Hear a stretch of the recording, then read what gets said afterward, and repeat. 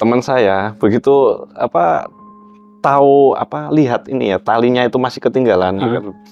Sama teman saya itu ditaruh di dashboardnya temennya. Tahu-tahu jenengan pulang sehat loh, ya kan? Pulang begitu sampai rumah jenengan demam tinggi, panas, Mbah. Jenengan nggak pakai ini, Mbah, nggak pakai oksigen. Nggak usah Mas, nanti malah saya repot nyari korbannya gitu. Bener-bener beliau nyelam, naik, mungkin ambil nafas ya Mas. Terus habis itu beliau nyelam, beliau naik sambil bawa korbannya Mas.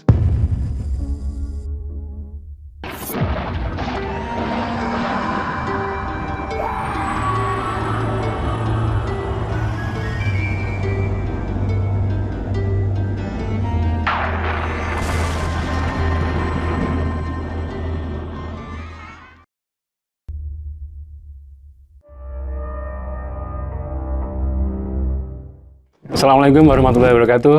Kembali bersama saya Badai dari channel Jelajah Malam. Kali ini kita kedatangan tamu seorang relawan sopir ambulan, Mas Kanyut. Apa kabar?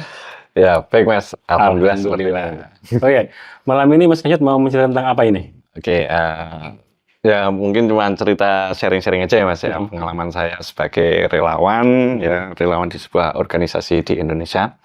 Nah ya khususnya sebagai driver ambulan ya. Lebih banyak nanti di pengalaman di ambulan lah seperti itu. Oke, penonton pasti akan penasaran dengan ceritanya Mas Kanyut kan? Mari kita simak ceritanya bersama-sama.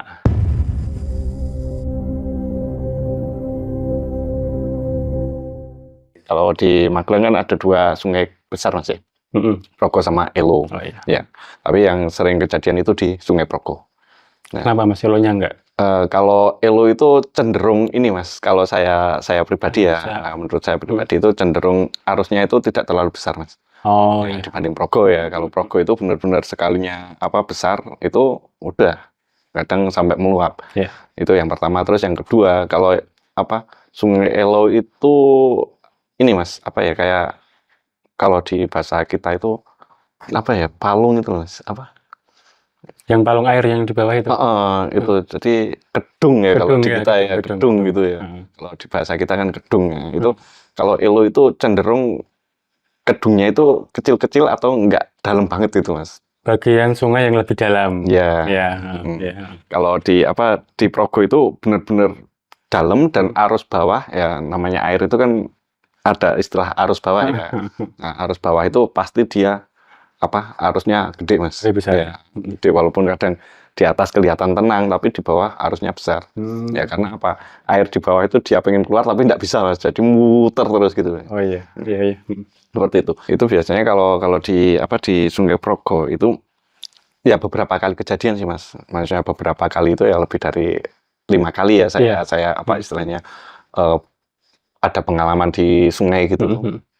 Itu ya beberapa korban, itu ada yang tidak ditemukan juga Mas. Sampai sekarang masih istilahnya itu tidak diketemukan. Hilang, benar-benar hilang. Cuman kalau yang ditemukan itu seingat saya itu ada yang sampai 2 minggu baru ketemu Mas. Baru ditemukan, dan itu ditemukannya aja posisinya istilahnya ya namanya udah jenazah 2 minggu ya kan. Ya kalau kita ngomong kayak baru meninggal satu hari nggak mungkin, karena 2 minggu yang lalu ada saksi yang melihat bahwa si korban ini tenggelam kan gitu. Nah seperti itu. Nah itu pengalaman dulu kejadian Progo juga ya, Sungai Progo itu 2 minggu yang paling lama. Kalau yang paling cepat itu hanya hitungan jam Mas. Jadi kejadian dari saksi mengatakan jam 5 sore ya, pukul 5 sore kejadiannya itu kita bisa evakuasi ketemu itu jam 8 malam. Cuma 3 jam ya? Istilahnya beberapa jam gitu. Tapi tidak mungkin juga kan manusia bisa bertahan 3 jam di air kan gitu ya. Itu ya istilahnya kita ketemukan ya, mohon maaf posisinya udah meninggal seperti itu. Itu seperti apa Mas peristiwanya itu? Kalau untuk peristiwa awalnya itu kan di Sungai Progo itu daerah Ngembik itu Mas. Daerah Ngembik ya. Kalau sekarang jembatannya udah bagus Mas. Itu kan masih jembatan gantung gitu ya. Jembatan goyang. Masih ekstrim lah kalau lewat situ. Nah, itu kan di sebelah atasnya ya, utaranya apa jembatan itu ada sebuah proyek bangunan di situ. Nah, itu korbannya orang Wonosobo kalau nggak salah. Ya, Kepil. Nah, itu dia ikut proyek di situ kebetulan. Nah, namanya apa? Orang proyek itu kan seharian kerja ya keringat panas gitu kan, mereka pengen yang seger kan gitu ya. Pengen seger, akhirnya 3 orang turun ke Sungai Progo untuk mandi Mas. Ya namanya mandi di sungai kan ya seger kan gitu. Sambil berenang gitu. Kebetulan itu di bawah proyek itu kan langsung Sungai Progonya Mas. Nah, langsung Sungai Progo, jadi perjalanan nggak sampai 5 menit itu sudah sampai Sungai Progo. Nah, dari 3 orang ini, yang 2 orang ini baru siap-siap untuk apa melepas pakaian, yang 1 orang itu dia sudah turun terjun. Nah, di situ kebetulan yang dia terjuni itu dia pas di ini gedungnya itu tadi ya. Nah, di situ. Nah, karena mereka tidak tahu, melihatnya di atasnya airnya tenang Mas. Jadi mereka pikir aman nih buat renang kan gitu. Nah, ternyata begitu dia apa masuk ke air, itu temennya selesai melepas pakaian, melihat loh kok nggak muncul lagi kan gitu. Ditunggu 5 menit, 10 menit, 15 menit, kok nggak muncul lagi. Akhirnya yang 2 orang ini pakaiannya dipakai lagi Mas, terus nyari pertolongan. Nah, termasuk informasinya masuk ke kami. Nah, begitu kami dapat informasi, kami langsung meluncur ke lokasi. Kita luncuran ke lokasi, memastikan informasi, kita minta informasi dari saksi. Asesmen ya Mas? Ya, kita asesmen dulu. Jadi kebutuhan di lokasi itu apa, termasuk karena laporan itu masuk kan setelah maghrib ya Mas. Jadi sekitar jam 6 lebih kan gitu ya. Nah, otomatis kan kita mau melakukan pencarian kan juga butuh penerangan kan gitu. Nah, kita informasikan ke induk ya, ke markas untuk dikirim bantuan penerangan Mas, termasuk lampu sorot, terus genset ya sebagai generatornya kan. Nah, setelah itu kita pasang, jadi di situ ada 2 tim ya, tim darat sama tim air. Nah, untuk tim air itu mereka yang sudah ahli-ahli Mas. Kalau kayak saya ya nggak bisa Mas.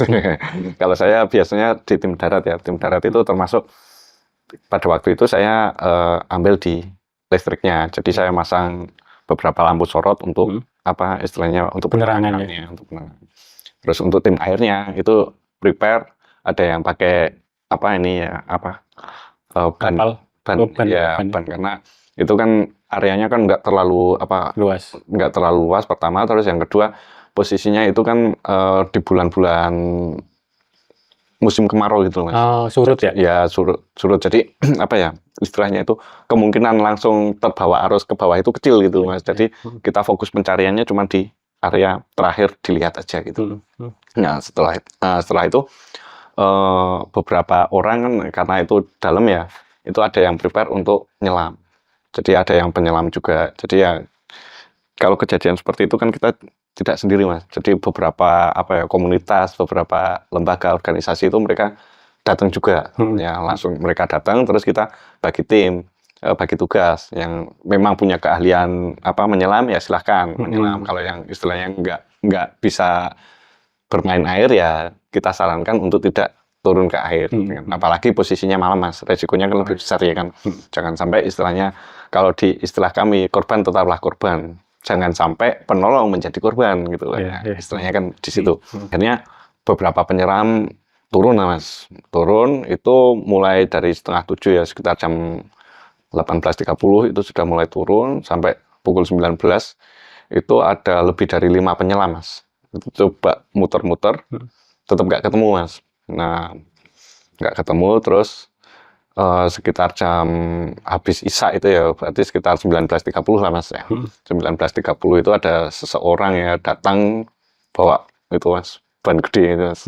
Nah, bawa ban gede, tapi beliaunya memang istilahnya spesialis mencari korban di Sungai Progo memang beliaunya ini. Tapi dia itu maksudnya orang lokal, dia itu juga salah satu dari tim relawan atau dari lembaga atau siapa orang itu? Ya, kalau beliaunya ini Mas, ya bisa dibilang warga lokal ya. Warga lokal. Ya, warlock ya.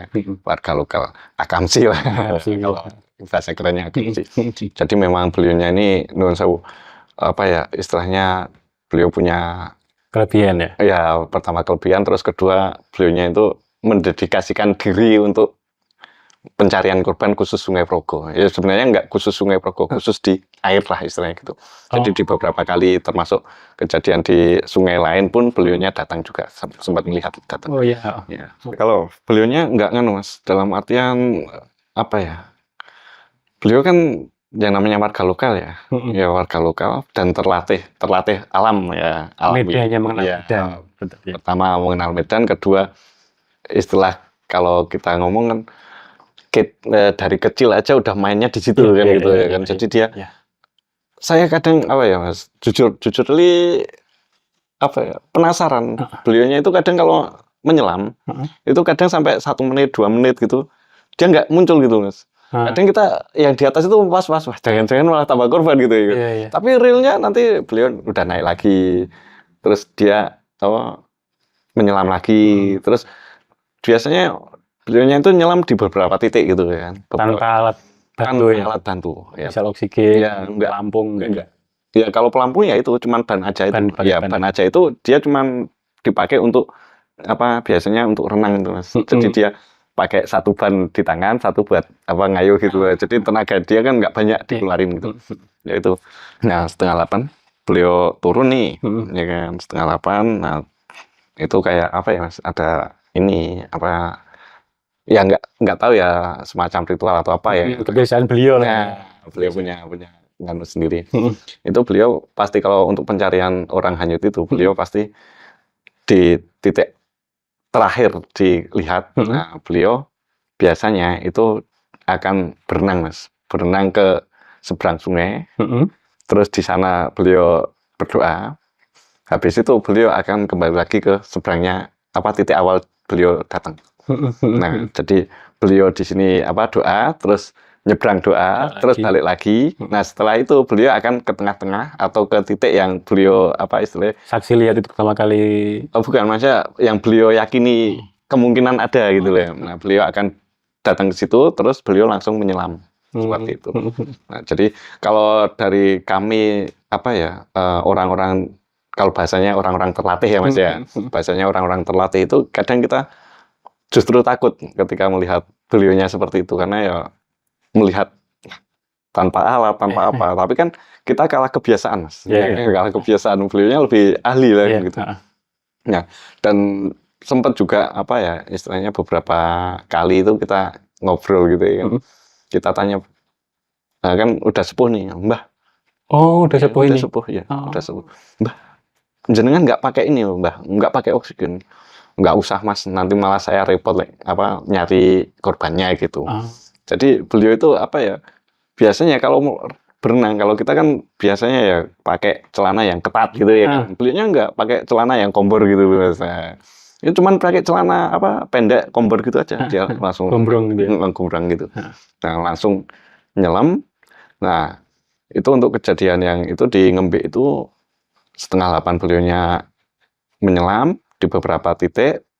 Itu sampai titik terakhir itu ya itu ya jam 8 kurang dikit lah, ya pukul 20 kurang dikit itu beliaunya menyelam terakhir.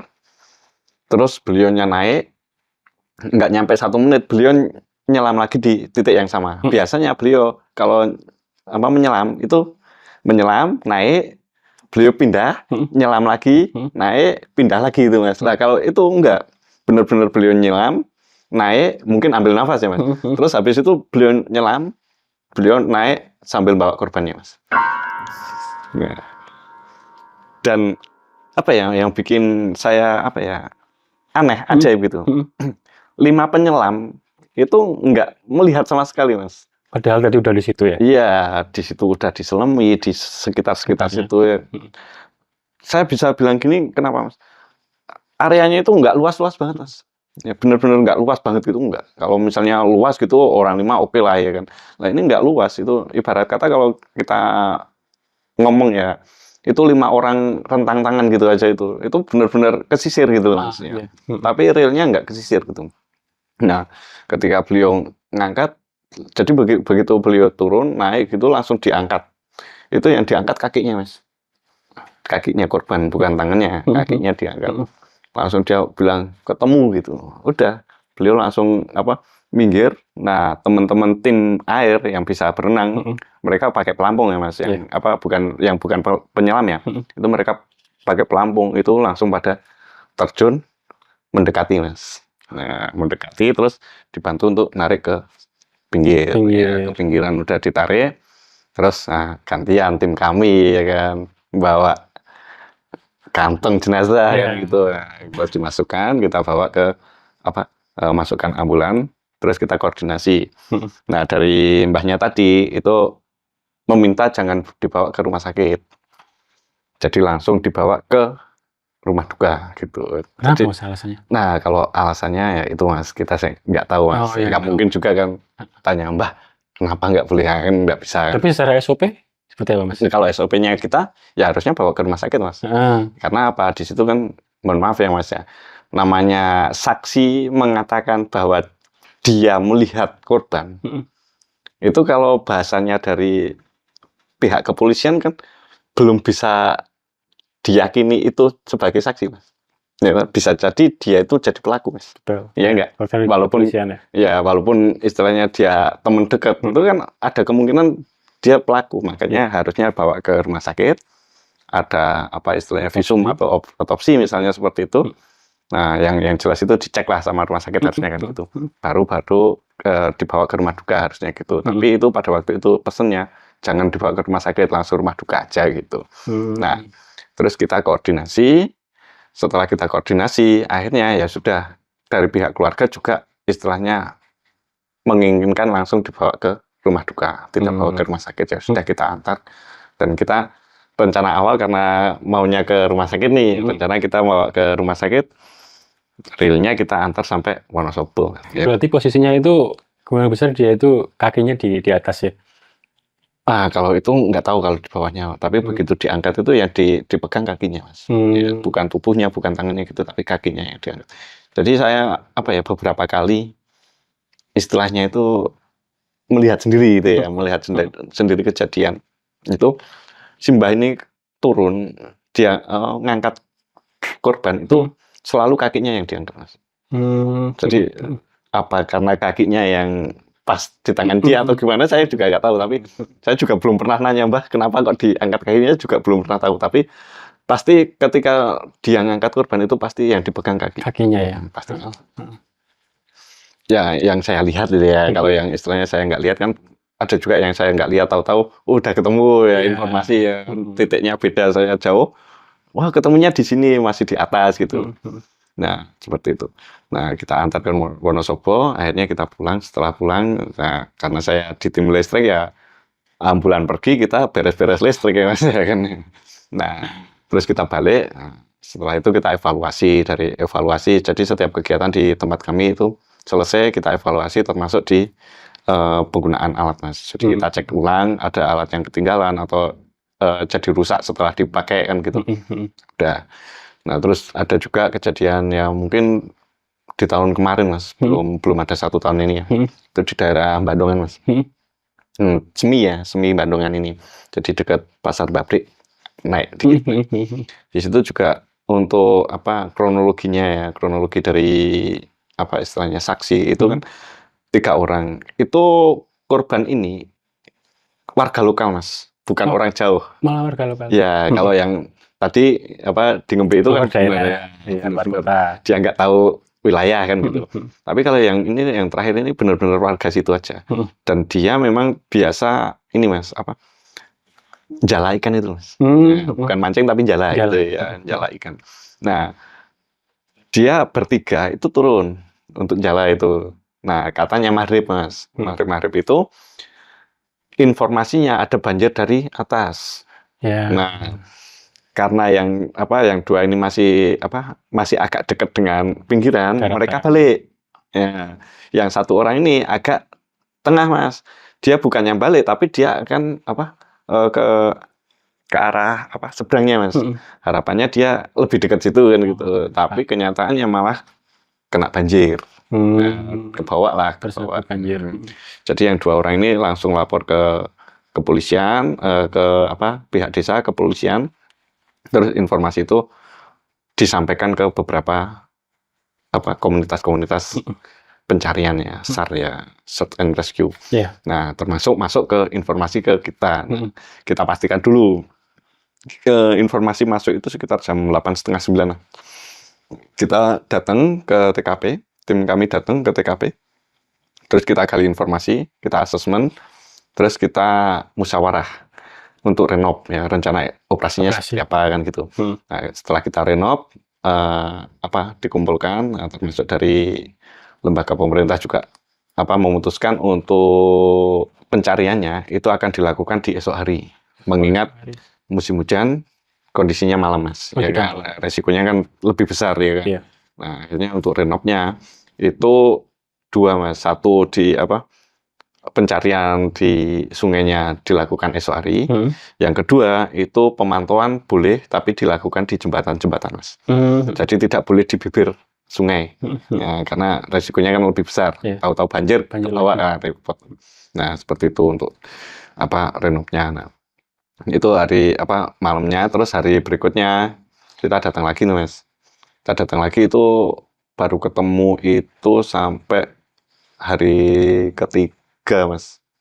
Jadi hari kedua kita datang, kebetulan kita punya perahu nih Mas. Perahu karet itu ya. Nah jadi kita timnya bagi 2 ya. Kebetulan kan karena saya spesialisnya di driver ya Mas, yang bagian nyupir ya, saya bagian nyupir gitu ya kan, tapi bukan nyupir perahu Mas. Nah jadi saya tim darat, terus teman-teman itu di tim air itu ada 6 orang Mas.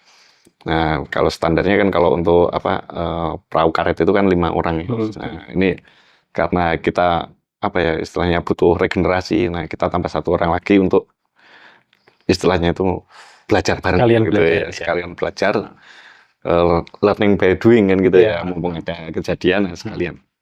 Nah, untuk hari pertama kita turun 6 orang. Nah, kita turun mulai dari jembatan Pabrik kita turun.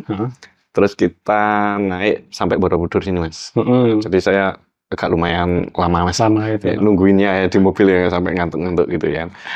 Informasi awal itu ya namanya kejadian gitu kan, kita nggak bisa jauh-jauh dari informasi klinik ya Mas. Kalau bahasa di sini klinik ya. Kalau di kalau bahasa kerennya ya dukun lah gitu ya kan. Sarkun ya. Itu bahasa keren itu ya sar, tapi dukun gitu. Tapi kalau di kalau di Magelang itu Mas, jadi jadi keren lagi karena di Magelang itu ada kecamatan yang namanya dukun itu Mas. Oh iya. Ya, jadi ketika ngomong sarkun ini sar dukun orang atau dukun tempat gitu ya kan. Jadi seperti itu Mas. Nah, kebetulan di hari kedua, di hari berikutnya kita datang ya, kita bilang aja hari kedua ya kan, hari kedua setelah kejadian. Nah, kita rencana awal itu kita naik di ini sebelum Borobudur, sebelum Mendut, rencana naik di situ. Nah, saya udah nunggu di situ tuh Mas, di jembatan situ, saya udah nunggu, rencana mau naik situ.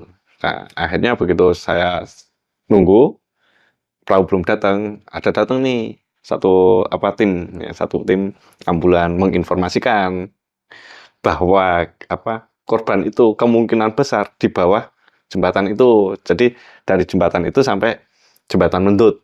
Ini siapa ini?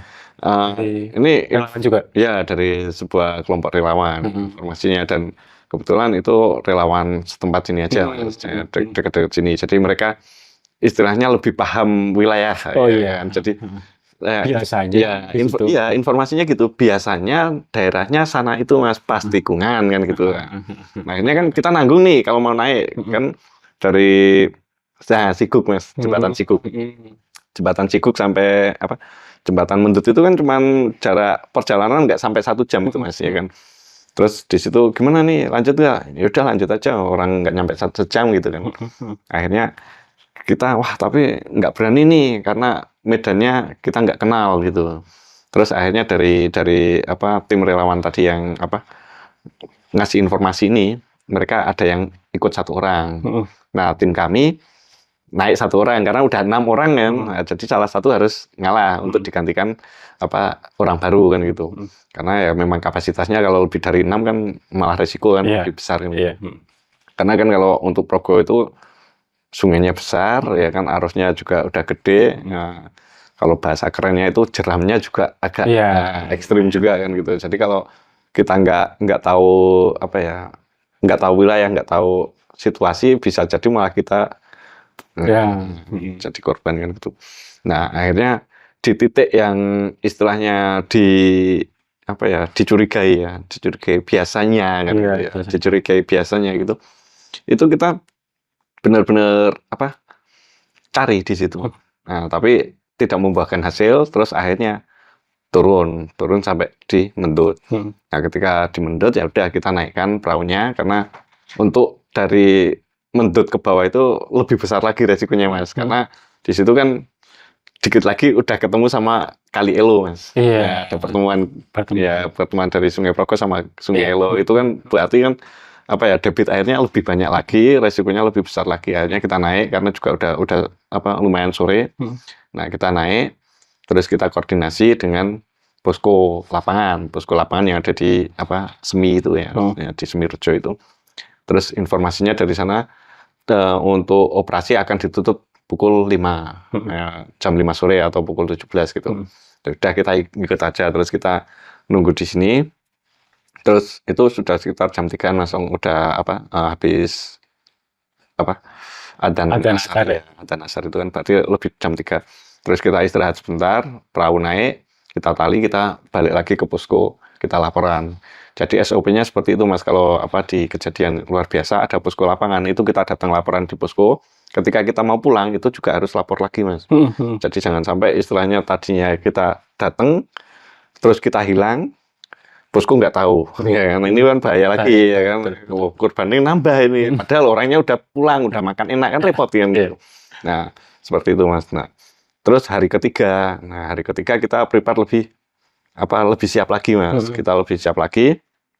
Terus kita istilahnya berencana menyisir dari atasnya Semi Mas. Ya kalau di logika nggak mungkin lah korban itu naik gitu ya kan, nggak mungkin kan gitu. Tapi kan ya namanya banjir itu kan kita nggak tahu juga ya kan. Maksudnya atasnya dari titik korban pertama? Ya atasnya sungai itu Mas. Nah jadi istilahnya kalau ya itu rencana kita mulai dari ini Mas, pabrik kulit itu. Dari pabrik kulit itu kan di atasnya korban kan gitu. Iya, atasnya korban. Berarti melawan arus kan? Ya, kalau korbannya melawan arus kan, gitu. Tapi logikanya nggak mungkin kan gitu. Betul. Nah, rencana kita mau turun nih Mas. Kita udah benar-benar udah prepare, udah siap, udah di pinggir kali nih Mas, udah di pinggir sungai gitu, udah tinggal nurunin perahu aja ya, perahunya tinggal turun, kita berangkat. Kita ditelepon Mas, diinformasikan ini ada informasi nih, informasinya nganu nih 90% valid gitu. Satu ya. Satu gitu Pak. Di mana? Ini pokoknya nanti akan titiknya itu di antara jembatan Mendut sampai sebelum ini Mas, yang wisata Gedek gitu. Wisata Gedek. Bawah kan ada wisata Gedek. Nah, di situ kan gitu. Itu sebelum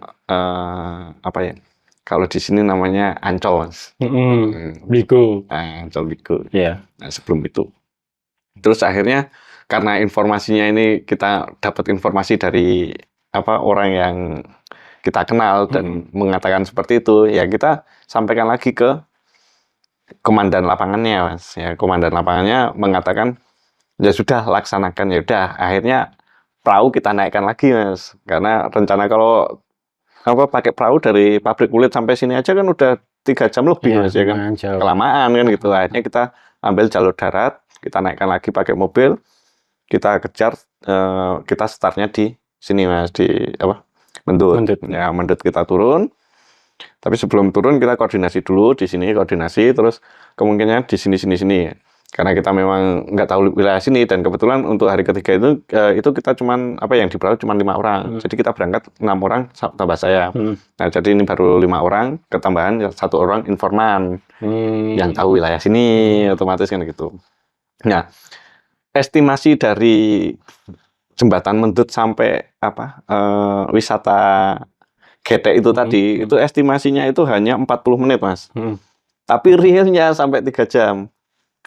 Iya, perjalanannya 3 jam karena mereka benar-benar nyisir, Mas. Jadi begitu kan kalau di daerah bawah sini kan banyak delta-deltanya, Mas. Ya, delta tengah gitu. Kita ketika ada delta itu benar-benar mereka turun ngecek di sekitar situ, termasuk kalau ada gedung itu tadi disilam juga, dicurigai. Ya, di titik-titik itu. Nah, akhirnya sampai di itu wisata Gedek itu sampai jam 3 sore, kan udah sore lagi kan gitu. Nah, tapi masih istilahnya belum puas, Mas. Belum puas, akhirnya gimana, nambah nggak? Ditambahin lagi sampai itu, Mas, perbatasan Magelang Jogja itu, Mas. Yang ada kapalnya gede itu loh. Masih berbudur itu ya. Nah, itu. Nah, akhirnya sampai situ saya jemput di situ, dan ini apa itu? Hujan, Mas. Jadi kan bisa bayangkan teman-teman kita di sungai posisinya hujan deres. Kepikiran nggak? Iya itu, Mas. Saya kan langsung, waduh, ini kalau sampai benar-benar banjir korbannya nambah banyak kan gitu. Ya, alhamdulillah kita masih dikasih keselamatan. Teman-teman sampai di lokasi aman, tidak ada masalah. Terus kita naikkan tuh perahunya jam 3. Jam 3 kita naik perahunya, kita udah jalan. Nah, kita ngobrol di satu tempat, ya, tempatnya sebuah organisasi komunitas. Kita ngobrol di situ, ngobrol. Belum ngobrol, Mas. Kita baru sampai. Saya baru mau ngerokok, Mas. Baru mau ngerokok, bener-bener baru mau ngerokok. Saya datang, tas baru saya taruh, saya ambil rokok. Teman saya, ini informasi A1 ditemukan di atas gitu, Mas. Wah. Di atas. Masih di dekat-dekat TKP, Mas. Jadi ya udah, terus saya tanya, terus gimana nih? Langsung naik apa gimana? Yuk naik yuk. Barangkali belum ada ambulan gitu. Kalau saya kan pakai pickup, Mas, bawa perahu kan gitu. Tapi kan tim saya kan 3 mobil, Mas. 1 ranger, ya rangernya dari kepolisian. Inavis ya. Terus yang kedua ada ambulan, yang ambulan ini juga dari komunitas itu aja. Terus saya, Mas, gitu.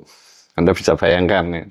Saya pakai pickup, Mas. Ya, harus ngejar satunya Inavis pakai wiu, ya. Satunya ambulan pakai wiu, Mas. Jadi kan pakai gelundang gitu. Saya pakai pickup, atasnya ada perahunya, Mas. Ya, itu berasa naik roller coaster ya kan, ya di belakang gitu. Wah, ekstrim bener-bener. Saya ngejar, posisinya hujan, Mas. Agak nggak kelihatan, yang penting ngikuti aja gitu. Nah, sampai TKP ternyata sudah ambulan kita ini. Dan jadi kita kan ada 2 tim, 1 tim perahu, 1 tim ambulan. Yang tim ambulan itu sudah merapat. Jadi untuk jenazah udah naik di ambulan, terus kita balik ke rumah duka, Mas. Nah, itu juga diketemukan ya sekitar berapa ya? Nggak nyampe 10 kilo, Mas, ya, sekitar 4-5 kiloan lah dari TKP. Itu benar-benar kan. Kalau itu yang nemuin malah orang mancing, Mas. Jadi ada orang mancing, ya kan, tahu-tahu dia lihat, langsung live di sosmed. Dia live, terus di-upload. Nah, jadi yang tahu itu malah justru orang yang tidak di TKP dulu.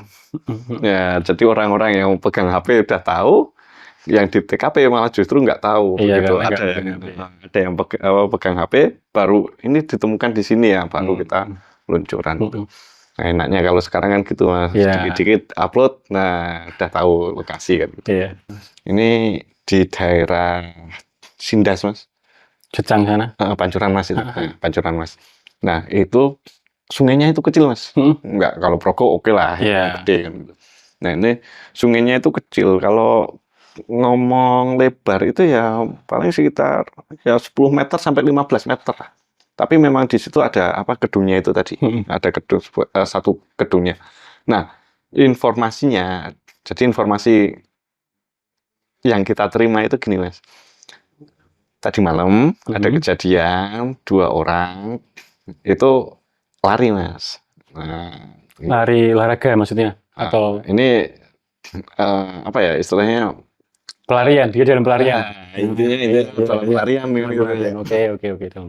Nah, yang satu orang ini warga situ, yang satu enggak. Yang bukan warga situ kan otomatis nggak tahu itu arahnya kemana kan gitu. Nah, dia lari ternyata masuk ke itu Mas, ke apa gedungnya itu tadi. Nah, yang ini laporan ke warga, tapi karena kondisinya ini tidak sadar 100%. Kan orang-orang jadi nggak percaya kan gitu ya Mas. Nah, sampai informasinya pagi hari.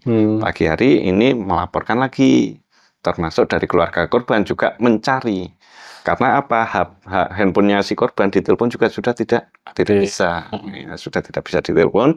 Akhirnya ini laporan, ini pun masih kan Mas, apa si saksi ini melaporkannya itu masih istilahnya itu informasinya masih meragukan Mas. Jadi kita belum bisa langsung terjun gitu.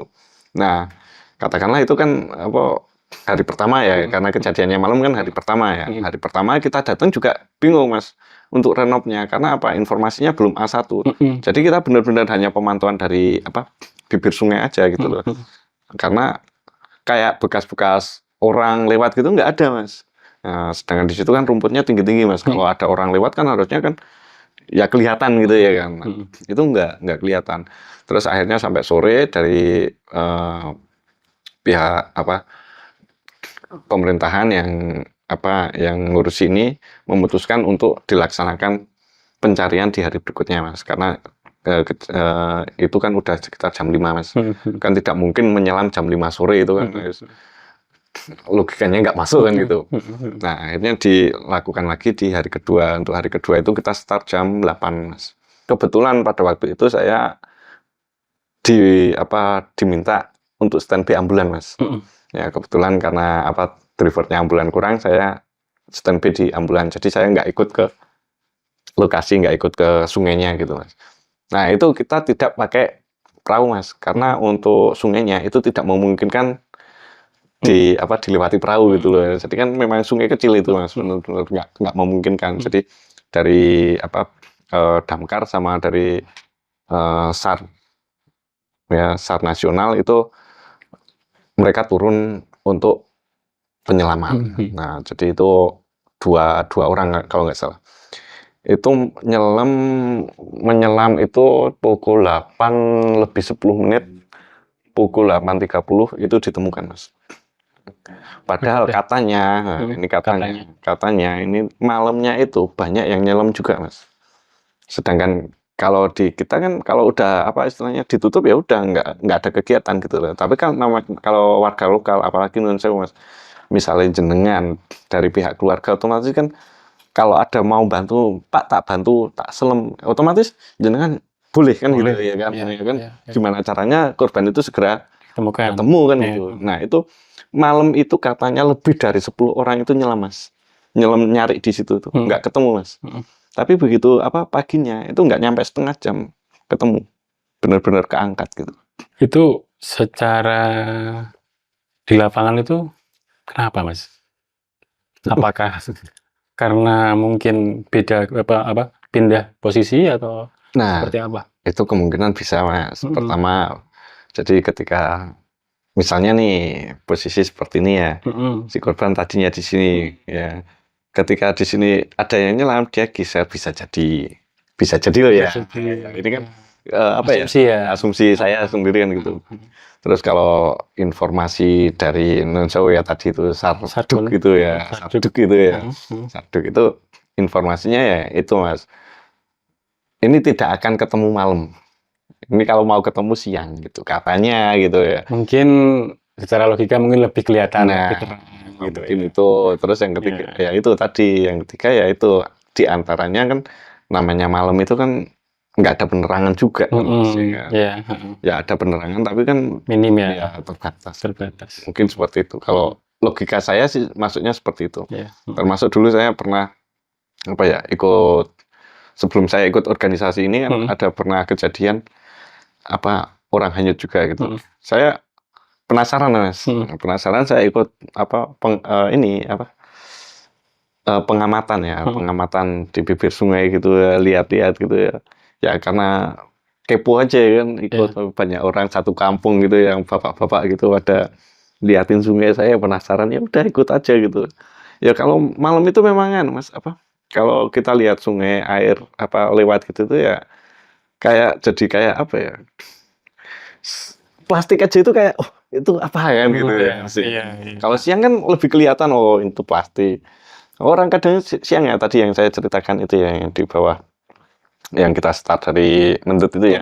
Itu kan saya begitu teman-teman start saya langsung balik kanan lewat jalur darat ke ini ya wisata Gedek itu Mas.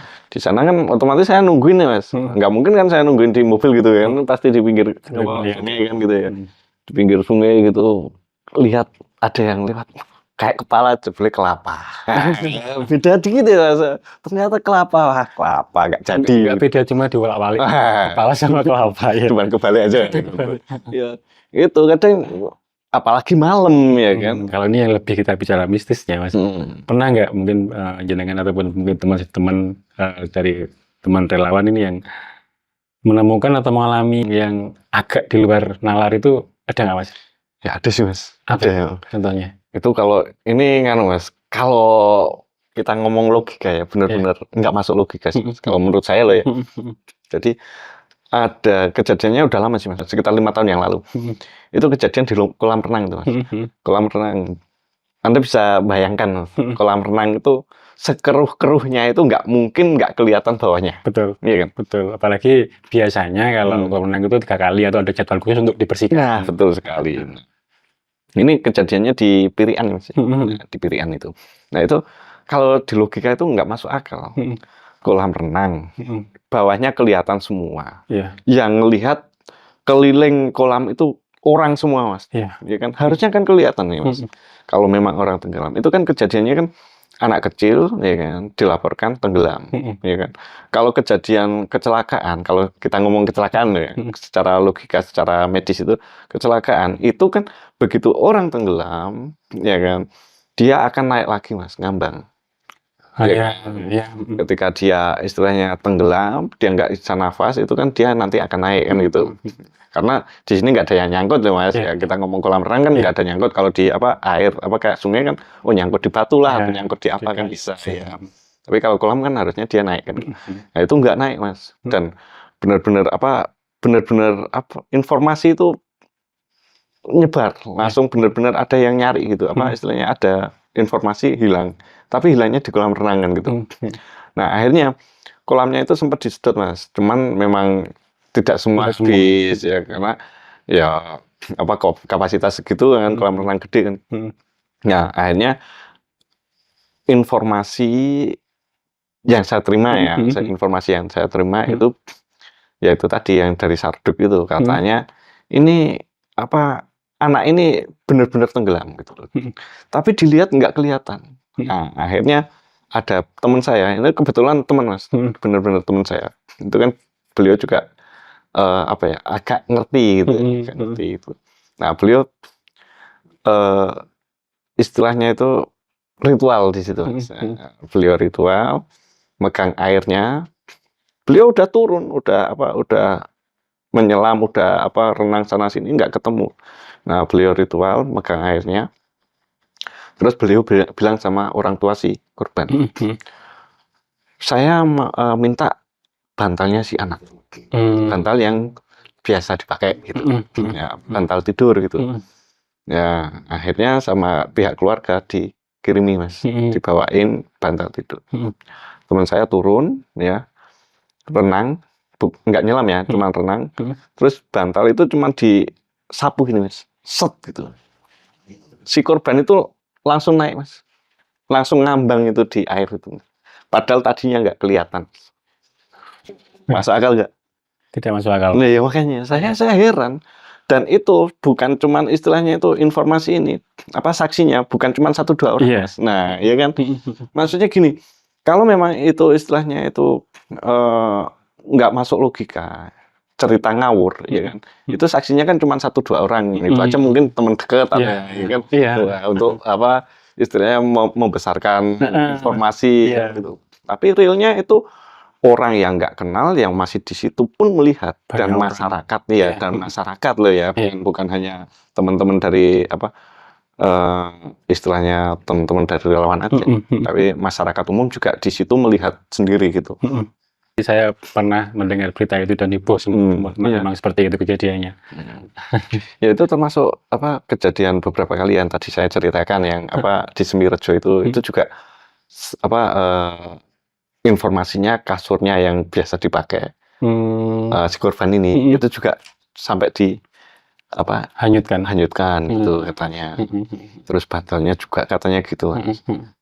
Sebagai driver ambulans sendiri, pernah mengalami sesuatu yang ini nggak? Mungkin Mas Kanjut ini kok aneh ya ketika membawa terutama jenazah ini. Ya paling itu pernah sesekali itu paling kayak apa ya? Kayak ada orang apa ya Mas? Kayak ada angin dari belakang gitu. Cuman itu aja nggak terus yang gede, cuman logikanya kan AC dimatiin gitu kan, tahu-tahu kok dari belakang, dan kadang itu posisinya mobil berhenti gitu Mas. Nah, kita mobil parkir, kita cek kan sebelum masuk shift kan biasanya kan kita cek armada gitu ya, cek armada gitu ya kan. Ketika kita masuk dalam, kita duduk, kita ngecek kondisi, ngecek kilometer, odometer, ngecek apa gitu, tahu-tahu dari belakang. Paling cuma itu aja sih Mas, kalau kayak suara atau apa, alhamdulillah. Kalau pas jalan gitu? Kalau pas jalan, kalau bawa jenazah aman-aman saja sih Mas, aman-aman saja. Kalau dulu pernah Mas kejadian, saya ingat ini.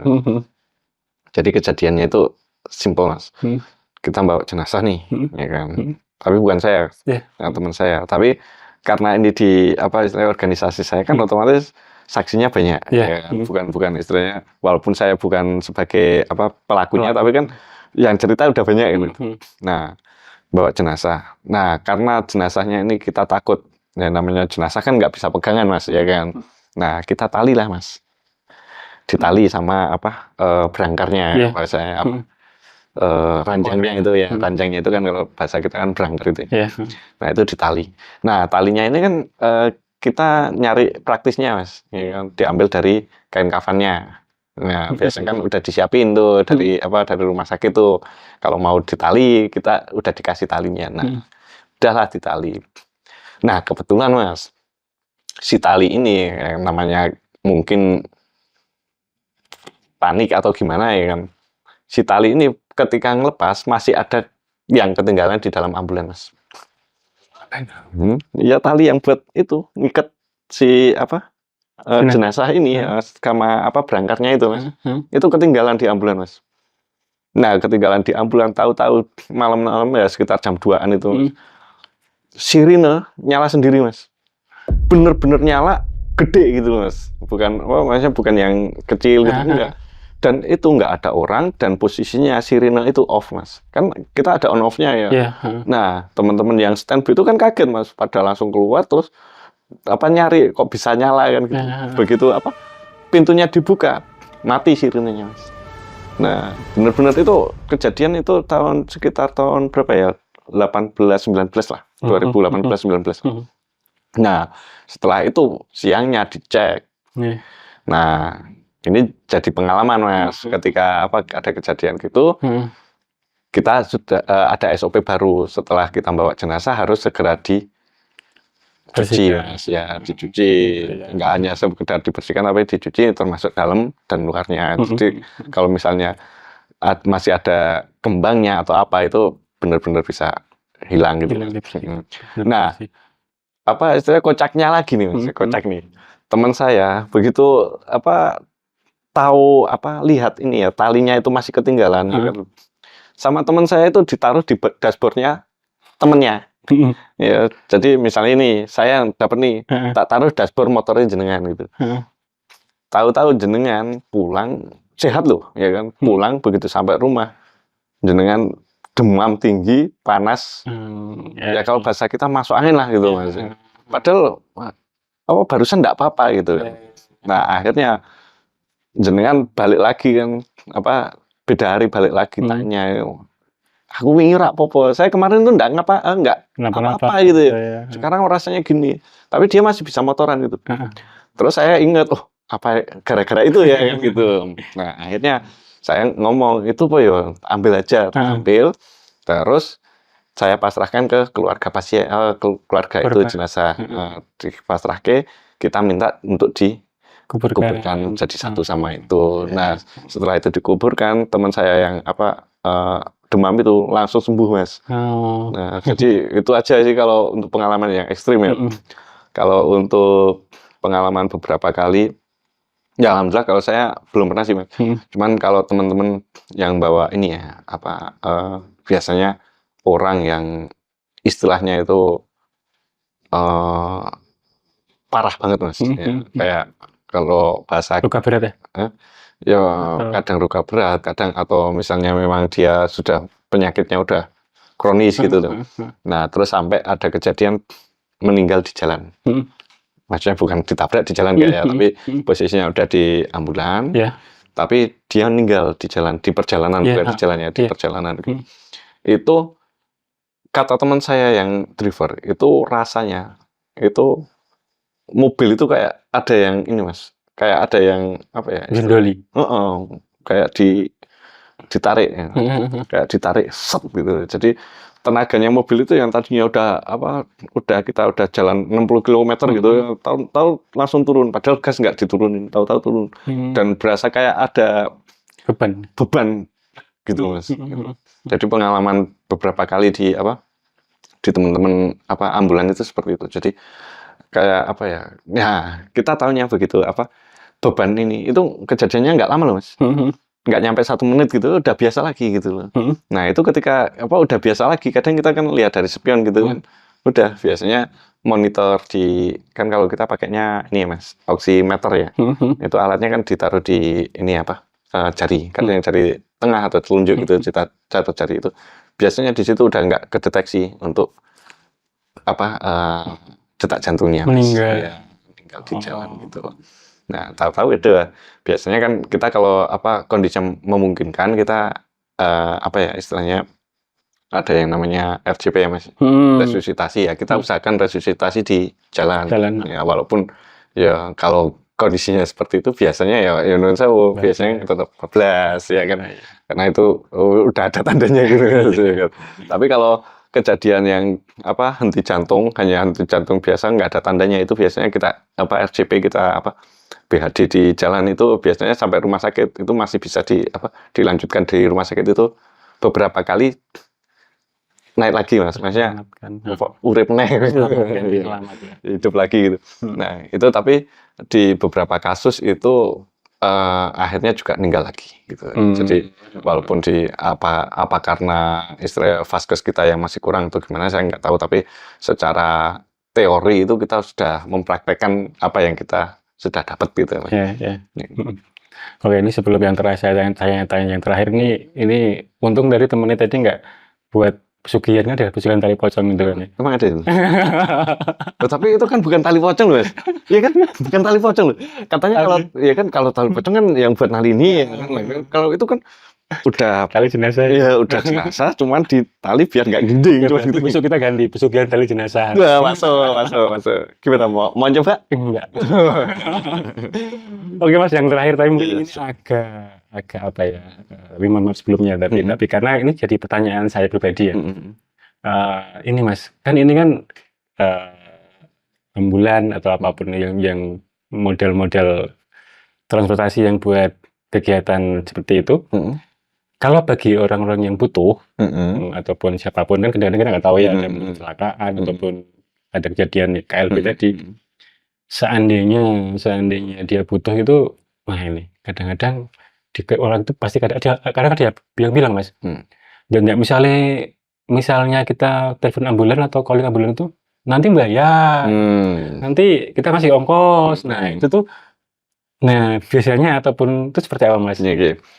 Jadi gini, Mas, kalau masalah itu ya, kalau kita ngomong standarnya ya, apalagi kalau di tahun-tahun sekarang itu kan udah banyak layanan ambulan gratis, Mas. Hanya kita ngeh atau tidak untuk nyimpen nomornya gitu, Mas. Kalau di Kota Magelang kan jelas ada yang dari pemerintah juga, ada juga dari lembaga lain. Kalau sepertinya kalau saya ingat itu ada juga dari lembaga keagamaan juga, ada lembaga keagamaan di Indonesia besar juga itu. Itu dua itu juga menyediakan layanan ambulan gratis. Nah, kalau di tempat saya juga gratis, hanya saja kalau untuk sekarang layanannya kita hanya di Kota Magelang dan sekitarnya.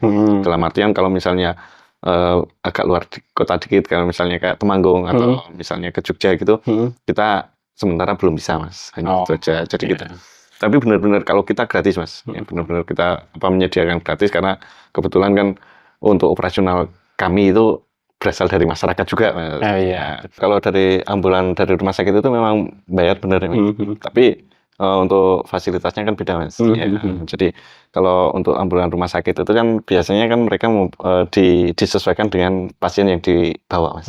Nah, contohnya kalau misalnya pasien ini butuh oksigen nih, ya berarti kan sudah disediakan tabung oksigen. Cuman kalau untuk tabung oksigen sih sekarang ya udah standar, setiap ambulan ada juga sih, Mas, ya. Nah, kalau dari rumah sakit itu kan biasanya pasiennya kayak butuh obat-obatan tertentu atau misalnya yang obat injeksi atau kayak infus misalnya seperti itu. Nah, itu kan infus itu kan maksudnya udah medis ya, Mas, ya. Jadi di situ harus ada paramedisnya ya, termasuk misalnya ada dokternya atau minimal ada perawatnya misalnya seperti itu. Jadi memang bayar seperti itu. Tapi kalau untuk ambulan-ambulan gratis itu memang biasanya itu tidak disediakan paramedis. Jadi kita biasanya hanya disediakan petugas ambulan atau kru ambulan. Itu biasanya kita cuma memiliki kemampuan medis dasar. Medis dasar di sini adalah pengetahuan medis yang boleh diketahui atau boleh dipelajari oleh orang awam, Mas. Seperti itu. Nah, jadi kalau untuk pemirsa aja nih ya, untuk pemirsa teman-teman juga. Nah, mungkin kalau suatu saat atau ketika membutuhkan layanan ambulan itu bisa mungkin sebelum membutuhkan bisa di asesmen atau dicari tahu di lingkungan sekitarnya atau di sekitarnya layanan-layanan ambulan gratis, termasuk yang tadi saya sampaikan di dua organisasi keagamaan besar di Indonesia ini, ada dua ini juga menyediakan. Terus kayak ada organisasi besar juga di Indonesia juga menyediakan, dari pemerintah juga menyediakan. Nah, tergantung nanti teman-teman mau pakai yang mana gitu. Tapi yang jelas ya dipastikan dulu untuk lembaganya ini seperti apa. Kalau yang lembaga besar udah oke ya, jelas ya. Tapi kalau untuk lembaga ini valid nggak kan gitu. Kalau nggak valid